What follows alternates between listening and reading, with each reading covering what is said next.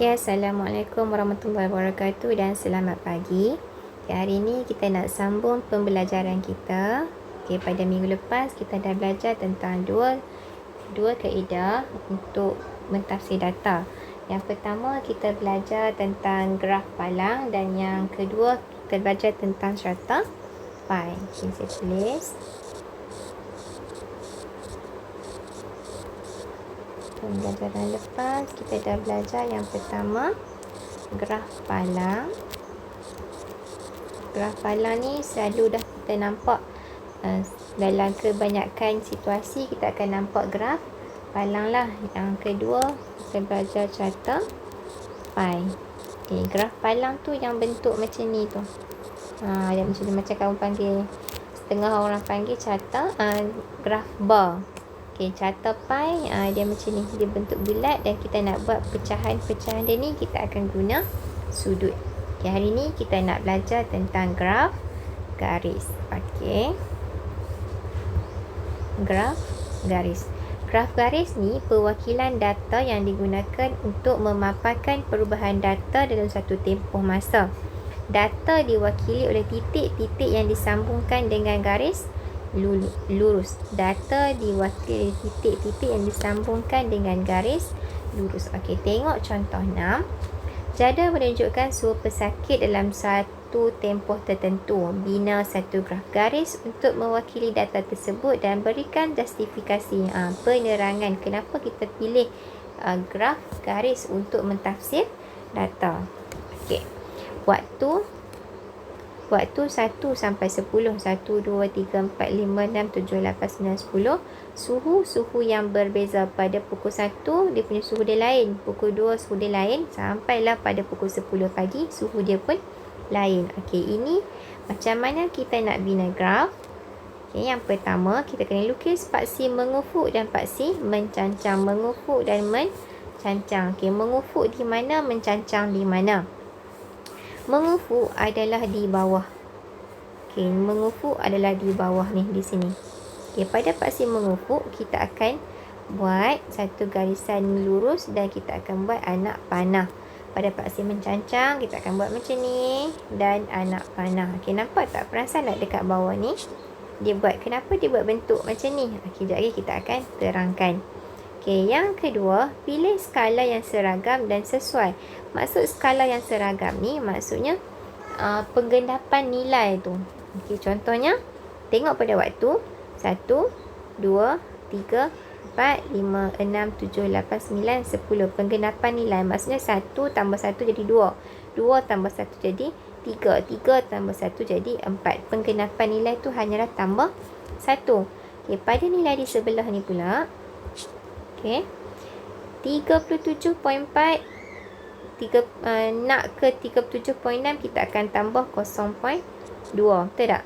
Okey, jadi penggenapan di atas pun tambah 0.2 dan di sini pun tambah 0.2. Okey, jadi penggenapan tu ikut skala yang betul lah. Tapi di sini kenapa dia buat tanda zigzag ni, tanda ni? Kenapa? Sebab kalau graf kita akan bermula dengan kosong. Memang graf kita akan bermula dengan kosong pada titik di bawah. Di sini memang kita akan mula dengan kosong. Tapi maksudnya kat sini ni, tanda zigzag ni maksudnya ada nilai lain. Nilai sebelum 37.4 lah. Maksudnya kalau tak buat tanda zigzag ni, kita akan tulis mula dengan 1, 1.2, 1.4. Mula dengan situ. Tapi disebabkan kita tak bermula dengan nilai itu, kita terus dengan nilai 37.4, jadi kita akan buat tanda zigzag. Okey, jadi 37.4. Dan seterusnya, dah siap label semua. Dah buat 1 sampai 10 dan kita pun dah label waktu, suhu 37.4, dah label lah sampai 38.4 dan kita akan label sebagai suhu. Okey, di sini. Di sini. Okey. Nampak tak?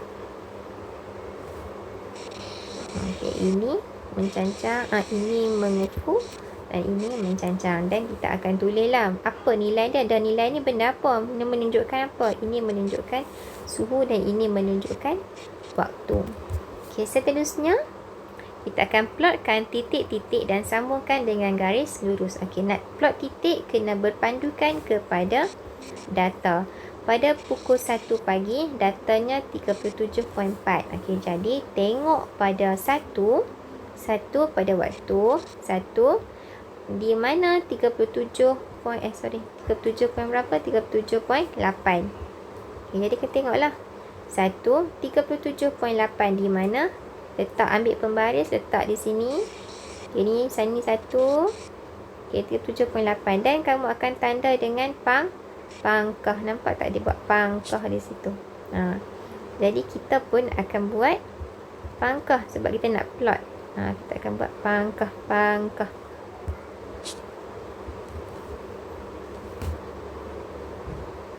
Okey, pangkah di situ. Pada pukul 2 pagi, 2 suhu 37.9. Okey, tengok 2 37.9 di mana? Di sini. Jadi letak nombor 2 37.9 di sini dan kita akan plot. Plot dulu, jangan garis lagi. Hanya plot dulu. Plot, kita akan pangkah setiap nilai ikut kepada data yang diberi dalam jadual tersebut. Okey, pangkah dan pangkah. Jangan buat titik, jangan buat titik bulat macam ni. Ni salah. Kita kena pangkah. Bukan salah, dia macam tak nampak. Takut tak nampak, jadi kita akan buat tanda pangkah macam ni. Okey. Seterusnya dah siap kita plot titik dah selesai. Sambungkan dengan garis lurus. Sambunglah daripada titik, daripada tengah ni. Sambung. Pangkah yang kedua, plot yang ketiga, plot keempat. Plot dengan pembaris. Ni sebab saya buat freehand, jadi kamu kena guna pembaris. Okey, dah siap plot. Okey, lepas tu tulis tajuk graf. Tajuk graf suhu seorang pesakit. Tajuk ni ambil di mana? Ambil pada soalan. Jadual berikut menunjukkan suhu pesakit. Dalam suatu tempoh tertentu. Tak apa, kita ambil yang pendek aja. Suhu pesakit. Okey, dekat sini ditulis suhu seorang pesakit pun boleh juga, ataupun suhu pesakit pun boleh juga. Okey, jadi selesailah kamu nak bina plot. Selesai kamu nak bina graf garis. Okey, seterusnya saya nak ajar untuk buat plot titik. Plot titik ni menunjukkan taburan data di atas garis number. Okey. Dia nak menunjukkan apa? Dia data pada plot titik ni boleh berkelompok ataupun berterabur. Okey, jadi plot titik ni kita boleh tengoklah dia punya taburan data. Okey, tengok kat sini. Tengok contoh 7. Masa rawatan pergigian dalam minit yang diberikan kepada 14 orang pesakit oleh seorang doktor gigi adalah seperti yang ditunjukkan di bawah. Okey. Data dah diberi. Ini data dalam jadual, dalam kotak, data taburan lah kita panggil. Langkah untuk membina plot titik. Okey. Yang pertama, lukis satu garis number mengufuk yang meliputi julat bagi data yang diberikan. Garis number yang ni. Ini garis number. Garis lurus, anak panah kanan, anak panah kiri. Lepas tu kita akan tengok pada julat number. Julat number nak ambil kat mana? Ambil pada data ni. Tengok nilai paling kecil berapa? 17. Nilai paling besar adalah 25. Jadi pada julat number, pada graf garis ni, pada garisan number, kita akan buat paling kecil 17 dan paling besar adalah 25. Okey. Jadi antara ni kita akan buatlah 17, 18, 19, 20, 21, 22, 23, 24 dan 25. Okey, yang kedua, plotkan setiap data satu demi satu sebagai titik sepadan. Maksudnya, kita tengok taburan data. Ini nombor berapa? 23. Pangkah 23. Mai dekat nombor 23, kita pun tanda bulat. Titik. Sebab nama dia plot titik kan. Kita pun titik besar-besar dan kita penuhkan nilai dia tu. Yang kedua, 24. Okey, 24. Lepas tu yang ketiga 21. Dan yang lain-lain. Kita plot lah yang lain.